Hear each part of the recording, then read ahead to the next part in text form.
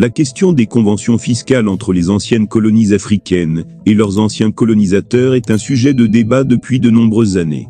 En 2020 et 2021, la France a refusé de renégocier la convention fiscale avec le Burkina Faso, provoquant ainsi la décision du Burkina Faso de mettre fin à cet accord.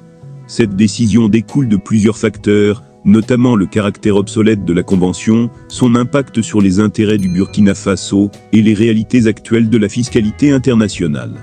Ce rapport examinera en profondeur ces questions et analysera les implications de cette décision. La convention fiscale entre la France et le Burkina Faso a été signée le 11 août 1965 et est entrée en vigueur le 15 février 1967. Son objectif principal était de lutter contre la fraude fiscale, d'échanger des renseignements fiscaux et d'éviter la double imposition. Cependant, au fil des ans, il est devenu évident que cette convention favorisait davantage la France que le Burkina Faso. La convention fiscale franco-burkinabé comporte plusieurs éléments clés, notamment le droit de la France de percevoir des impôts sur les entreprises françaises opérant au Burkina Faso, tout en empêchant le Burkina Faso de percevoir des impôts sur ces mêmes entreprises. De plus, la convention exigeait que le Burkina Faso utilise le franc CFA comme monnaie, ce qui limitait sa souveraineté monétaire. La convention fiscale a été conclue à une époque où de nombreuses anciennes colonies africaines accédaient à l'indépendance. Dans le contexte de la guerre froide et de la rivalité Est-Ouest, la France cherchait à maintenir son influence en Afrique en garantissant l'accès à ses anciennes colonies. La convention fiscale faisait partie intégrante d'une série d'accords qui maintenaient la dépendance économique et politique des pays africains envers la France. L'une des principales raisons de la décision du Burkina Faso de mettre fin à la convention fiscale était la perte de revenus. Le pays perdait entre 40 et 50 milliards de francs CFA par an en raison de cette convention, ce qui avait un impact significatif sur ses finances publiques. Cette perte de revenus a entravé la capacité du Burkina Faso à financer des programmes de développement essentiels. La convention fiscale limitait la souveraineté économique du Burkina Faso en donnant à la France un contrôle significatif sur la politique monétaire et fiscale du pays. De plus, elle favorisait les entreprises françaises au détriment des entreprises burkinabées. Par conséquent, le Burkina Faso ne pouvait pas exploiter pleinement ses ressources naturelles ni promouvoir le développement de ses propres entreprises. La convention fiscale franco-burkinabé était basée sur un modèle obsolète qui ne correspondait pas aux normes actuelles en matière de fiscalité internationale. Les Nations Unies et l'Organisation de coopération et de développement économique, OCDE, ont développé des modèles de conventions plus modernes qui tiennent compte des besoins des pays en développement.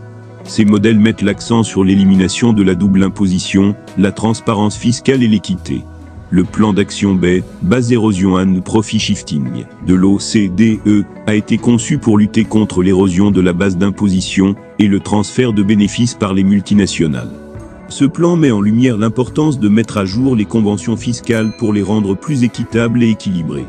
Les pays africains devraient s'inspirer de ces initiatives pour réformer leurs accords fiscaux avec la France. Il est impératif de comprendre que la convention fiscale n'était qu'un élément d'un ensemble plus large d'accords coloniaux entre la France et ses anciennes colonies africaines. Ces accords comprenaient des dispositions telles que la dette coloniale, la confiscation des réserves financières nationales, la priorité aux entreprises françaises, etc. Ces dispositions ont eu un impact significatif sur la souveraineté des pays africains. Ces accords coloniaux ont eu un impact profond sur la souveraineté et le développement des pays africains. Ils ont souvent entravé la croissance économique et maintenu les anciennes colonies dans une position de dépendance à l'égard de la France. L'héritage de ces accords coloniaux continue de se faire sentir aujourd'hui, suscitant des débats sur la nécessité de les réformer. Il est impératif que les anciennes colonies africaines et la France engagent une renégociation équitable de leurs accords fiscaux et coloniaux. Les modèles de conventions actuels développés par les Nations Unies et l'OCDE devraient servir de base pour ces négociations. Les pays africains devraient également chercher à éliminer les clauses discriminatoires qui favorisent les entreprises françaises. Les pays africains doivent promouvoir la transparence et la redevabilité dans leurs relations avec la France. Cela inclut la publication de tous les accords et contrats pour assurer une meilleure compréhension des implications économiques. Les citoyens et la société civile doivent être informés et impliqués dans ce processus. La décision du Burkina Faso de mettre fin à la convention fiscale franco-burkinabé met en lumière les enjeux plus vastes des accords coloniaux entre la France et ses anciennes colonies africaines. Il est temps que ces accords soient réexaminés et renégociés de manière équitable pour favoriser le développement et la souveraineté des pays africains. La fiscalité internationale évolue et il est crucial que les accords fiscaux reflètent ces nouvelles réalités. La communauté internationale doit soutenir les efforts visant à réformer ces accords et à promouvoir une plus grande autonomie pour les nations africaines. Le Burkina Faso a ouvert la voie et d'autres pays devraient suivre son exemple pour bâtir un avenir plus équitable et prospère pour l'Afrique.